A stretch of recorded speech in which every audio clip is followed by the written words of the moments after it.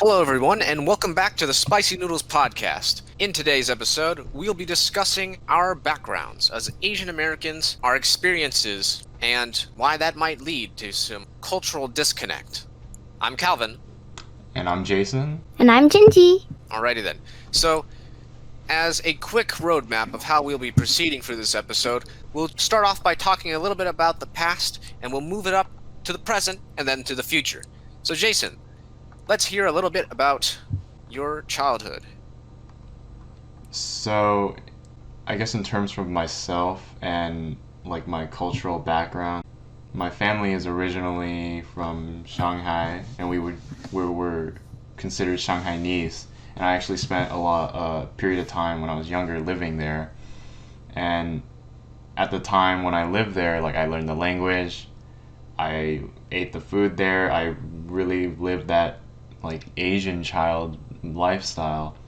But at the time, I didn't really appreciate it for what it was. It was just me as a kid just living life. Where when I started living back in America and I continued to live that same Asian lifestyle, I felt really disconnected. I feel like I had like the urge to disconnect from it because I didn't fit in to the American like cultural like scene, you know?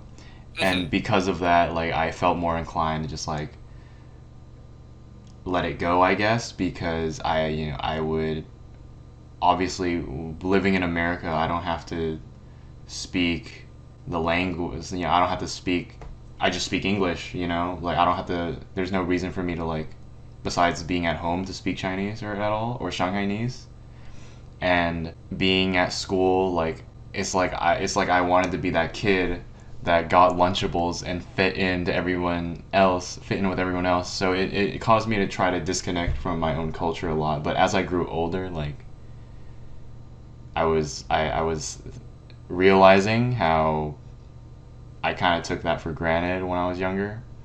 Um, but yeah, like mainly just just like when you're younger, you feel the disconnect more because as a kid, I feel like most kids feel this way. Most kids just want to have that opportunity to fit in with the other kids. Yeah.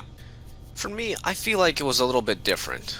Uh, for the most part, my parents were rather more isolated from Asian culture. We would we'd go out to eat at Asian places a lot, but for the most part, we didn't really maintain that kind of culture to begin with.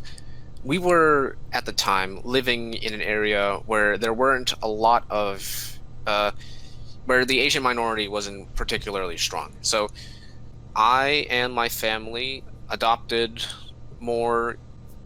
For me, it was a lot more American culture, and my parents, who had came before me, had something similar where they lived a lot of their lives in France. So, in a sense, we didn't really have that kind of conflict in culture. It had already sort of taken place, and I didn't really see a lot of Asian influences. There'd be times where I'd go back to my family and I'd participate in the traditions, but at the end of the day, I'd be back to where I was, practicing my specific lifestyle apart from, well, what is expected of a typical Hmong Asian American. Yeah, well, my experiences.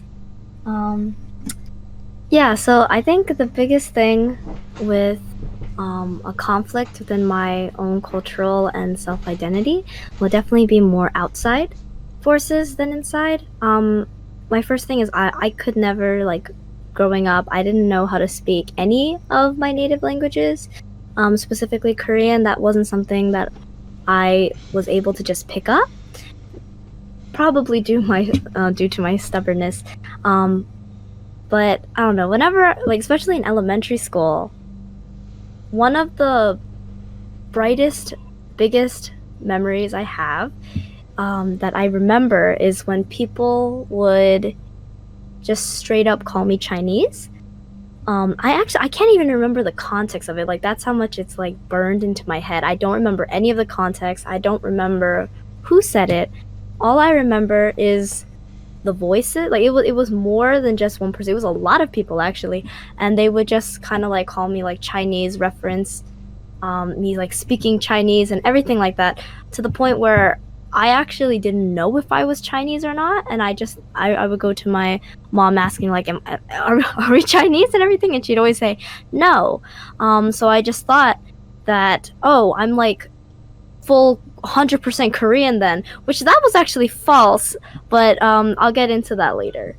I had a little bit of a similar situation myself. As you know, I'm Hmong, and not a lot of people really know what that is.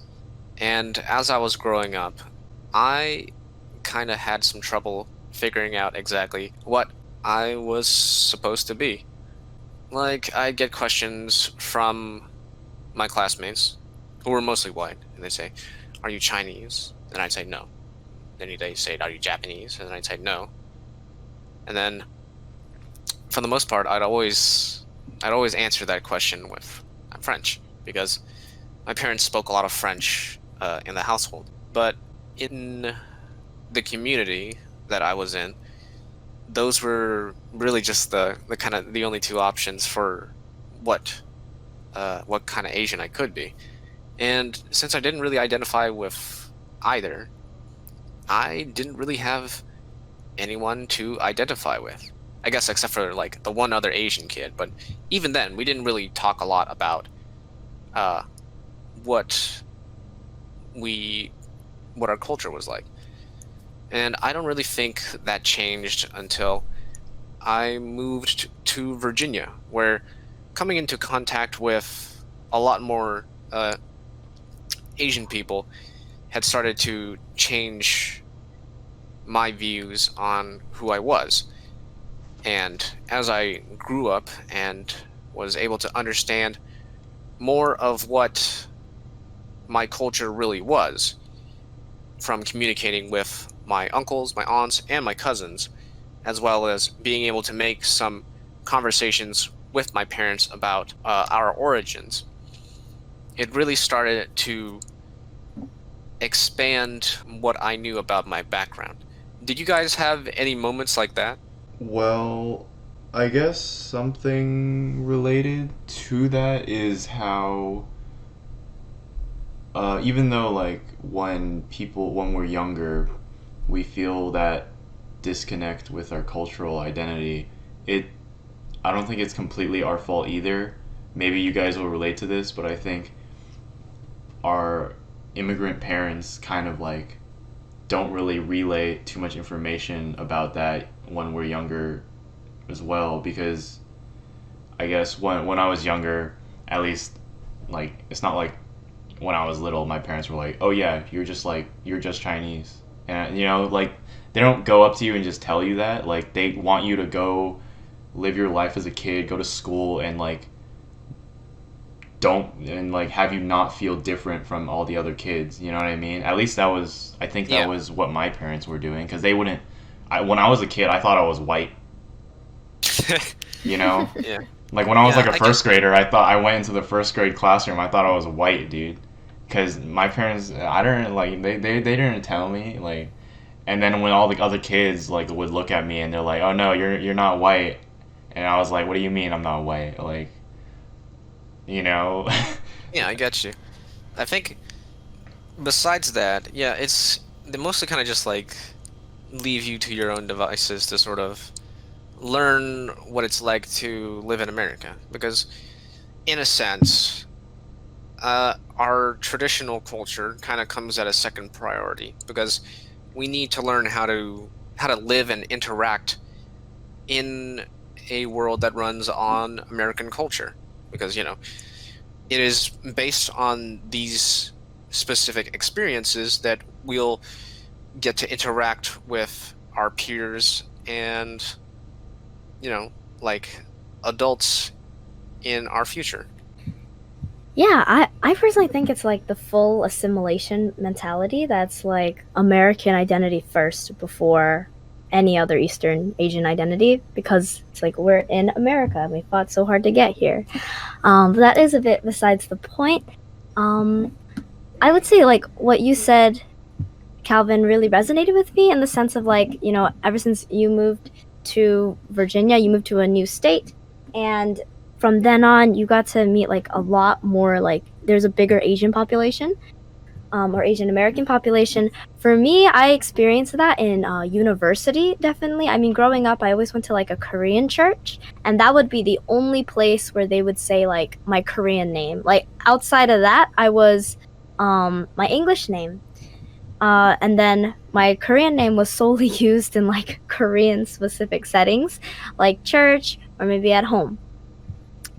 But then like coming to university, that like changed everything where really it's become more 50-50 and sometimes even more depending on um, really like depending on the groups that I'm hanging out with and everything. And it's just so interesting because then it's like I have to juggle these two names and people always ask me like my friends especially when I first meet them they're like oh well which name do you prefer and everything and I'm like I really have no preference, I go by both.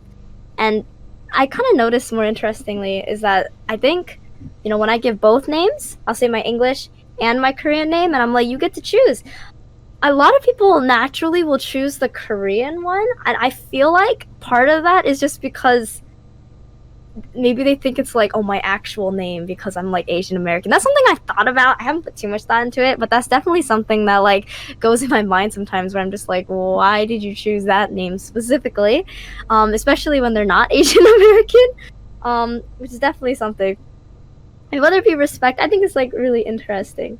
Oh, this is a side question, but with really just trying to learn about your own racial identities, and even like how does language play a part for you guys? Like, did you grow up like knowing your language, native language, or anything like that?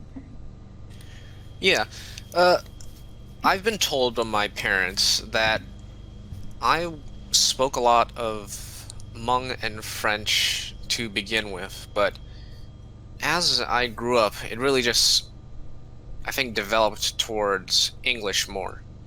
And that may or may not have been, I guess, sort of fostered in me due to, I think my teachers had like they thought I had like a speech impediment or something. I think it might have just been because I talked too fast, or maybe something that came on from having like free languages bouncing around. What about you, Jason?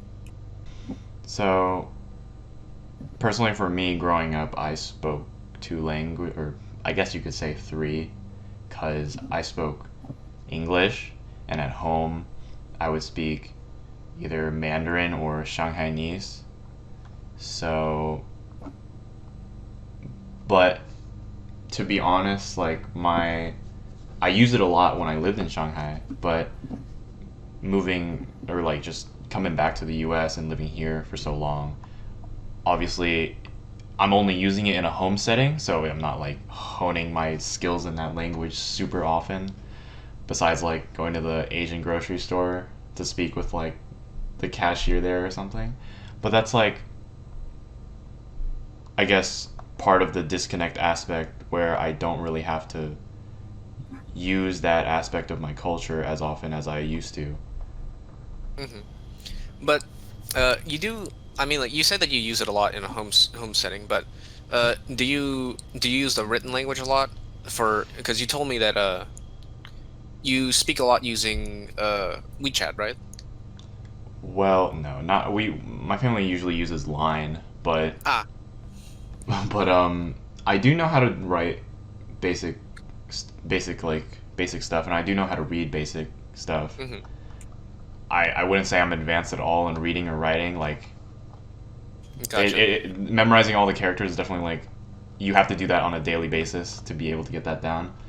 What I feel like is really important with the disconnect in Asian culture, specifically Eastern Asian culture, is I think a lot of children of Eastern Asian immigrants have to sort of juggle that double identity thing where they have like their English name but they also have their like native language name, because most Eastern Asian immigrants, when they move to America, they name their children Western names, whereas like Central Asia or like South Asia, like India, when they move to America, they still maintain like the naming convention where they name their children like Indian names or Middle Eastern names or whatever.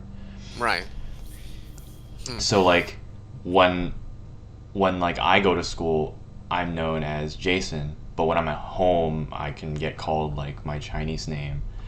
Whereas an Indian kid could go to school, get called his Indian name, go home, still get called the same name. Like there's no difference. There's no like contrast or disconnect in that at all. You know what I mean? Yeah. Usually to me, it kind of feels like a little thing of convenience. But do you really think it has a like a major like influence on either behavior or self-identification? I guess when I was younger, definitely. I feel like when most people, when they're younger, they're like easily influenced by like small things, because at least for sure, for my sake, I would think about it a lot when I was a kid. I was like, because I had a different lifestyle compared to most kids, because I grew up in a mainly like sort of white area as well as you, Calvin. Hmm. But I guess I had it easier because like Hmong people are a minority group, and there's not that many of them in the first place. So Yeah, I feel it's like it's easier for you to feel that disconnect. For whereas me and Jinjie, our ethnic groups have like a country backed by it, you know. Okay. I guess that I'll throw in my 2 cents. Yeah, that the split identity, right? It's like the dichotomy, that separation, and it's just interesting because it's not like it can really affect when you're younger so much with really just coming up with like the who am I question. I feel like there are a lot of people that almost everyone asks that, right? But it's different for Asian Americans. It's like, who am I? And thinking about like the second identity that's there, this like more Asian identity.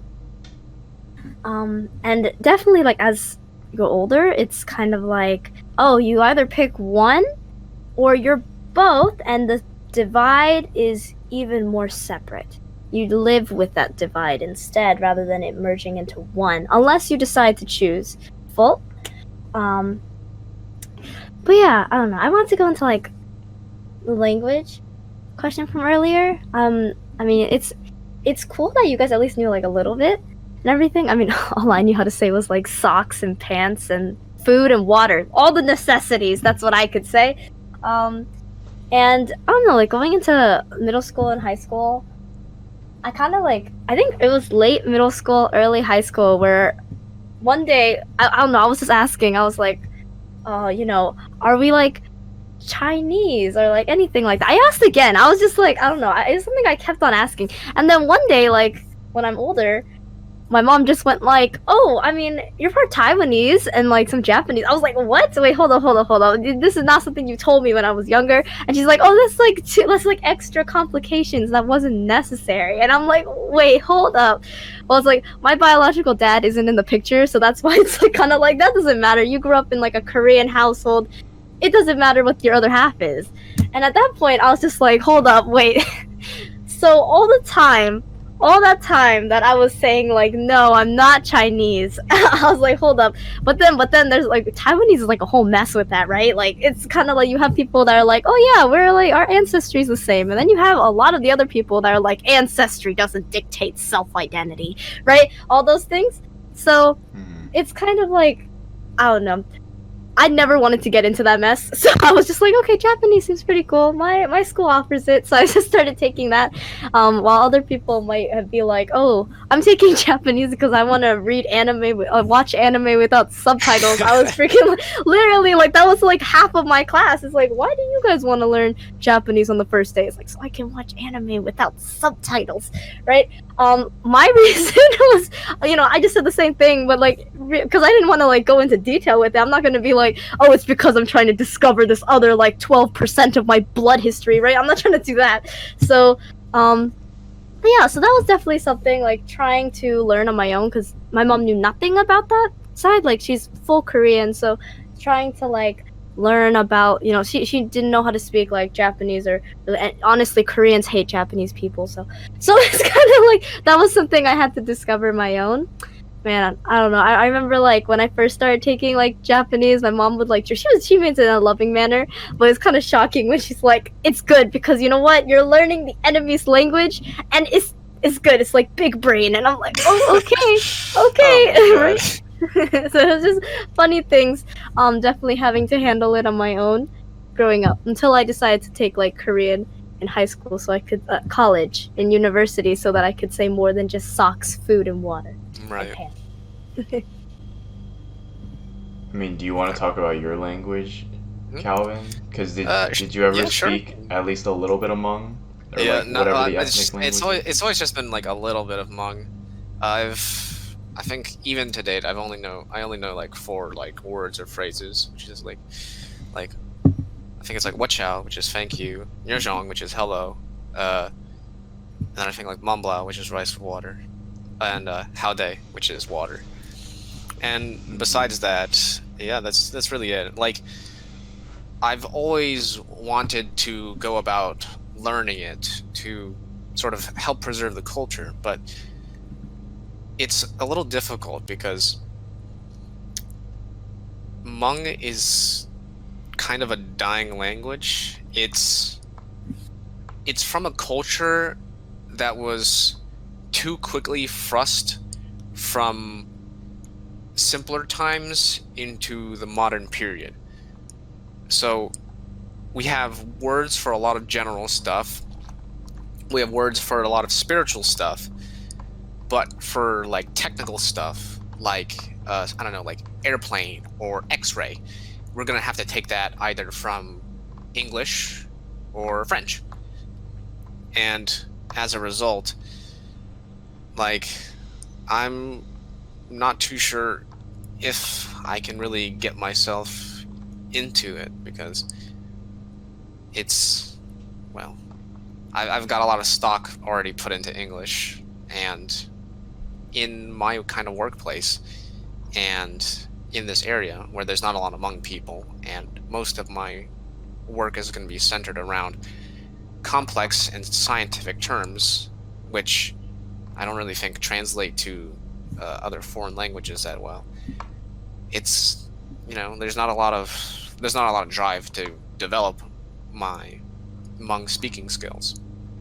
So now that you're older, okay, since like I'm the one of the three of us that grew up speaking my own native language as well as English, um, for you two, do you guys ever regret maybe not taking more time when you were younger to put yourself in that position to like learn your language more? And now that you're older, you like think back about it and maybe you regret it? Yeah, maybe a little bit. Like, the resources were, well, they weren't all there, but they were there. Like, my parents my parents did teach me, and they really could have continued teaching me, but they themselves didn't really speak a lot of Hmong as I grew up, either defaulting to English or to French. So even if I did take the time to learn it, I am not too sure even if I would be able to maintain it, because in order to not only learn but memorize a language, you need to have it constantly in use.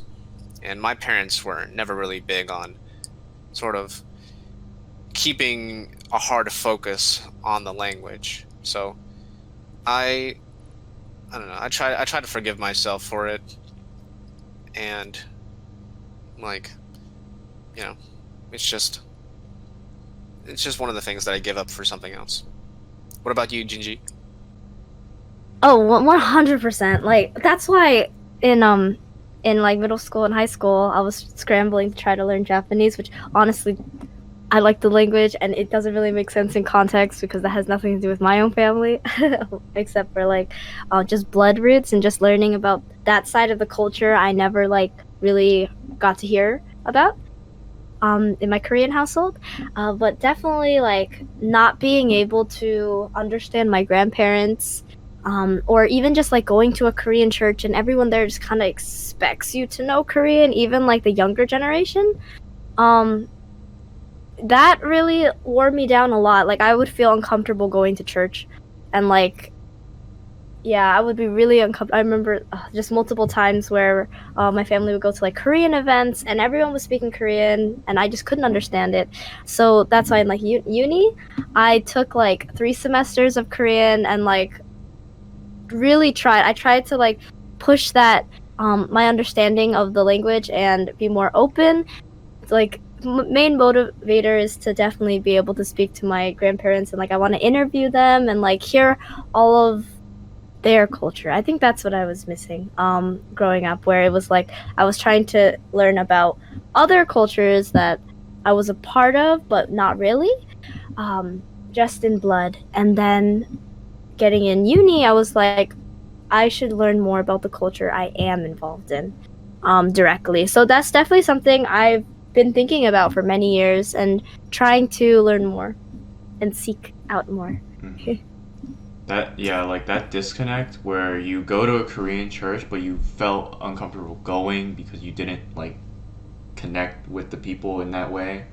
Like I can relate with that feeling because I used to go to like a Sunday school for like small Asian kids. Jinji goes to Korean church. I used to go to Asian Sunday school, like a Chinese Sunday school. I don't know if you, Calvin, had any Hmong gatherings at all, but at least for me and Jinji, I could relate because when I go to that Chinese Sunday school, it always felt off to me because I'd have expectations at regular school to be like an American kid, and then I had expectations at Chinese school to be an Asian kid. So, Yeah, I yeah. totally get that. It's it's always been like that. Uh, Whenever I meet up with my extended family, and it's always tough because there's a lot of them from all over, and it feels really bad. It feels really bad to not know the language, especially to the grandparents. And I don't, and as an alternative, they do know some French, but I'm not fantastic at that either. So it's definitely always made me feel a little out of place whenever we go to either Hmong New Year's or family gatherings. I'm just kind of there in the corner trying to play on my DS. I was that kid. I get that. Yeah. I mean, I guess in my perspective, I think I had it a little bit easier because when I go to like these Asian get-togethers for my personal experience, like I actually do know the language, so I can connect with people in that way, and I love the food and all of that, all of the things that go along with it, but I still feel off because like at the end of the day, I still grew up American, you know? Yeah, And I guess that makes me feel a little, at least a little bit disconnected with the elderly, because I can speak with the elderly, but I don't know what to talk about. yeah, You're just kind of there. Biology, chemistry, They usually technicalities. like you guys ever have this moment where like when you talk with like your grandparents or like any old people in your family, like they usually have the same, they ask the same things. They're like, have you eaten yet? Oh, you got fatter or something like that, you know? Something yeah. It's stupid. it's it's that or like, like if you have something to ask them, it's just like, how are you doing? For me, it was comment ça va, ça va bien, and like it's just kind of that. And afterwards, you just kind of run out of things to talk to. Like I don't know, if they were English speaking, I'd probably ask them for like some life stories, but like you don't have all the pieces to really make sense out of that, even if they did understand you. Yeah, it makes you feel disconnected from like your own like family and your culture because you're like, oh, this is like how they are. Like they just go around and tell me I look fatter than the last time they saw me. You know what I mean? I'm Yeah. like why you gotta say that? But like in Yeah, that that's culture, it's like okay. Like a lot of like white people I know with their grandparents, like they go with their grandparents. They go boating. They go hiking. When I go visit my grandparents, like they just like Like take yeah you like sit there and you just sit on the couch with them and you I watch dramas. yeah I sit in front of the TV and they watch me watch Doraemon. You know like Oh, did they ever watch like Wheel of Fortune? That was my grandpa's thing. They would always watch Wheel of Fortune or like anything like that. It feels Or right. pick acorns. Go outside and pick acorns to make acorn jelly. Oh yeah, shit. Okay, so basically, when you get old enough in Hmong culture, you basically just start a farm in your backyard. Do any of your elders do that? yeah. There's always a farm in the backyard. Yeah, always farm, compost pile, like all of that. Yeah, like big like herbs and like vegetables, and then like a chicken coop in the corner if they have room for it. Yep, they always gotta have a chicken in the backyard, dude. That's like every Asian backyard. But yeah, it's like so weird because at home you live such a different life compared to like your peers, right? And I'm pretty Yeah. sure that's like a huge issue because in America, like individualism is so valued, but at the same time, everyone has like this need to fit into some status quo or something. Yeah. And like it's kind of conflicts a lot with like Asian culture, since Asian culture it's a little more collectivist, right?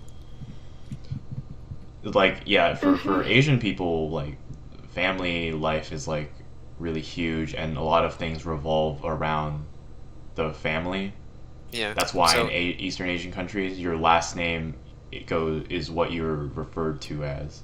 hmm and so, like, I'm sure it usually like creates a strong community with your family members if you live in close proximity. But like, if you're like me and you live like way off, then it just kind of like sort of slims it down. I don't even like keep track of them on like Facebook. It's just too much. Just too much. Yeah, and like I don't know why, but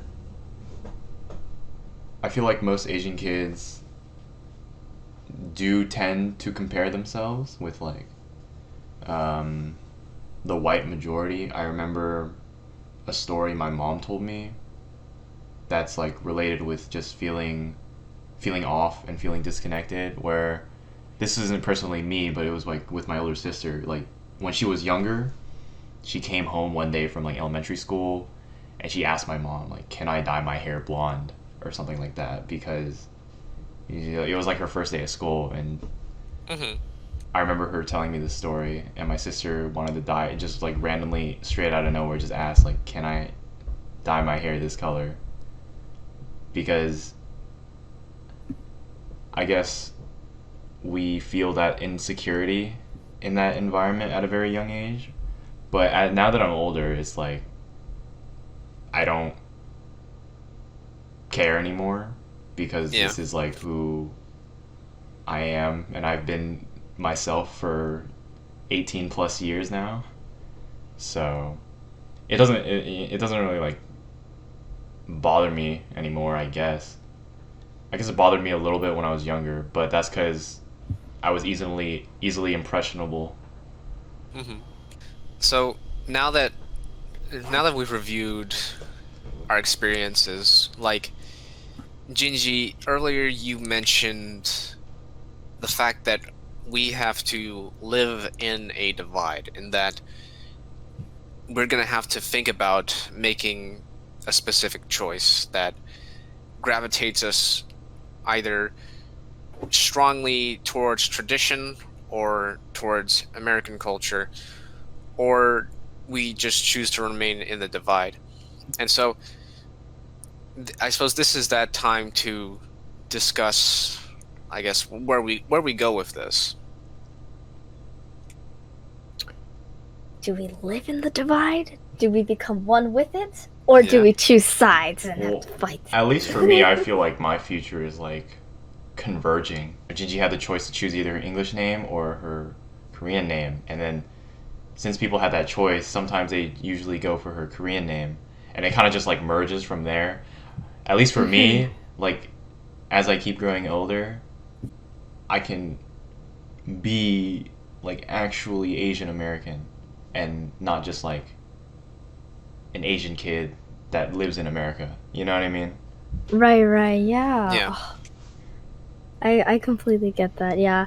For me, I know that growing up, like, honestly, I still feel like a kid, even though, yeah, even though I'm technically an adult.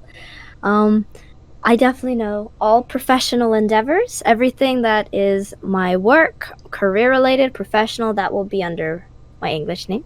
But everything that is fun and games in the Asian community, which is actually a lot of my friends, so it's grown a lot. Anything that's like more so, just with like friends or anything like that. Outside of it, that's where my other identity will take a Mhm. place. So it's like that divide between professional life and social life for me. Yeah.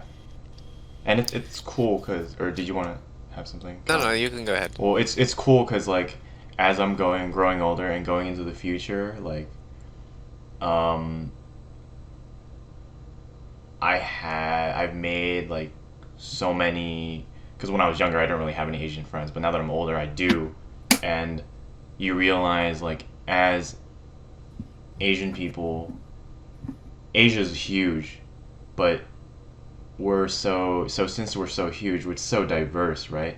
But it's really cool to see because even though like I'm Shanghainese, Jinji's Korean, Calvin's Hmong, even though we're all Asian, we're all different kinds of Asian, and despite children of Asian immigrants being, despite like all of us being children of Asian immigrants, having that different kind of Asian background, we could share the same experiences growing up because I guess in America we share like that Asian American background. Yeah. Wow. What about you, Calvin? Yeah. I think that's really important, and I think that's what's gonna, I suppose, influence my big choice the most. Uh, I've never really strictly belonged to any, I guess, specific culture. I've always taken a little bit of each one that I've been a part of, Hmong, French, and American. And so I think in the end, I'll do my part for Hmong culture, but I don't think I'll be able to sort of do anything as like a poster boy for the culture, which makes me a little sad because my dad's he's a big leader in our family. He usually runs the family reunions and stuff. But I don't know. Sometimes I wonder if I'll ever be able to sort of fill his shoes on that. But honestly, it's probably not for me. So I might just really stick to following, I guess, American culture and really just whatever culture helps unify me with all the kind of people that I hang out the most. Because, I'm a people pleaser, and so might as well make it easy to, work with everybody. So I think when it comes to this divide, I'll probably be in the sort of Asian American divide, but I'll probably swing a little bit more towards the American side. Yeah, and that makes more sense for you, Calvin, since your culture. You did say like it's like a dying out language, sadly, and it's very Yeah. sparse. So that's definitely like a whole other issue there. That's different from I guess Jason and I. But Hmm. like I've got a lot of hope for it because even if I myself can't really do much for it, there are like I've seen the community and I've seen people who are dedicated to it and like are probably way better suited than I am to keep the legacy going. So I think for now I just gotta try to be the best me that I can be. Agreed. Wow. On that note, that's like a wonderful message that all of our listeners can take, right? Just be the best you can be. I Alright like that. Yep.